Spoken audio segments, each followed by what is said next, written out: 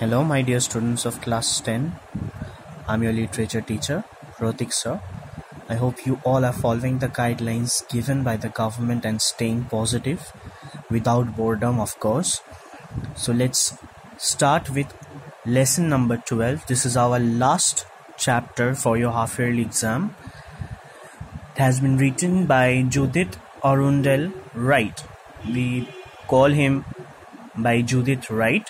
She's an environmentalist and she also shares her experience of coming face to face with a snake when she was with a friend. So here goes the topic with hunting snake, specifically hunting, which shows that how the snake is not threatening them, but it's actually searching for its prey.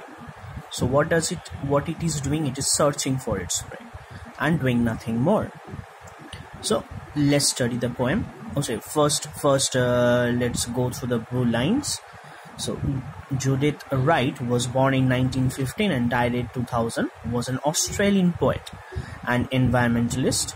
Among several collections of our poetry, the most notable are The Moving Image, Woman to Man, The Gateway, and many more.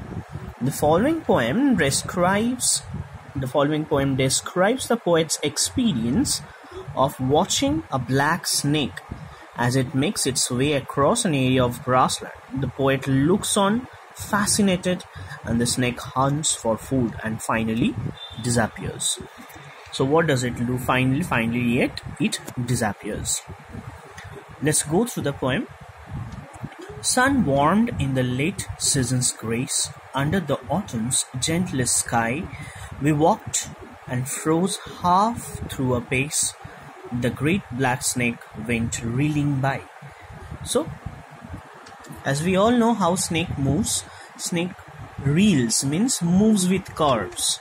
Okay, so here it is said that sun warmed means it seems to be a very calm, warm, sunny, beautiful day. Okay, with the gentlest sky means the atmosphere is very much good, the ambience was nice. So here we refers to poet and poet's friend maybe, or any companion. Okay, so they were walking but suddenly they stopped. They were surprised. They were not moving. They froze there. Why?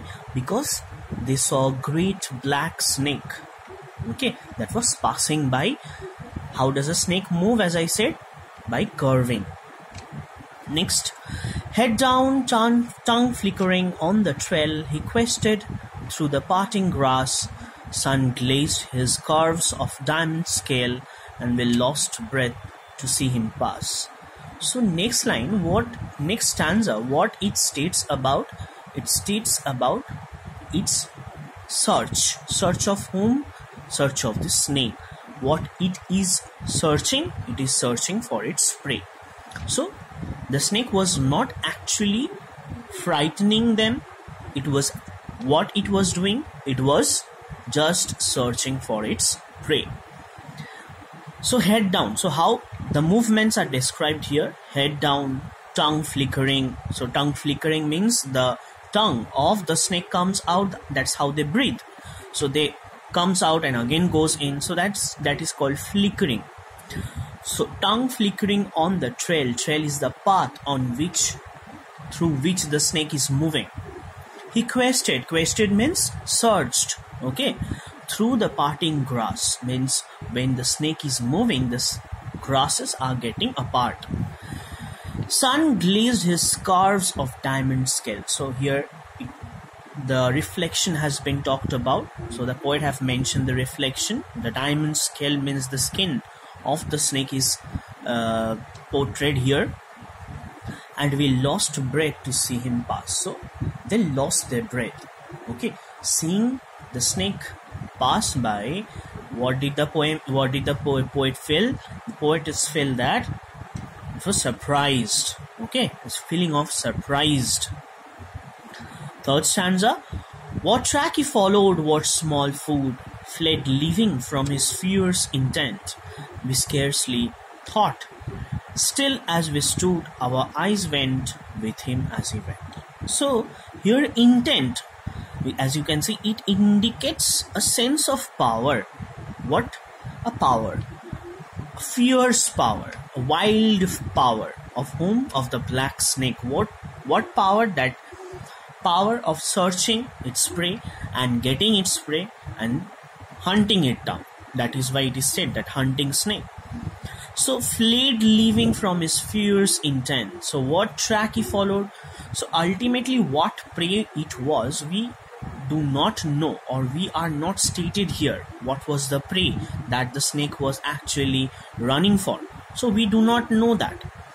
So we scarcely thought, still we stood. Our eyes went with him as he went. So as the snake moved, the eyes of the poetess and her companion eyes were also moving with the snake.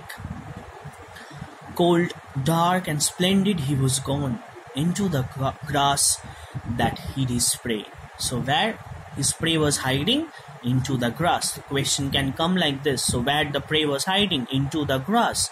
How is the gone of the snake? Means the going of the snake is described. It is described as cold, dark and splendid. Means without any threatening, without any making any discomfort to the poet or to the companion, the snake just moved out very calmly.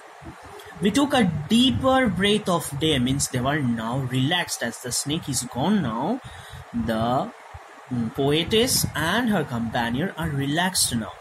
So they looked at each other and went on.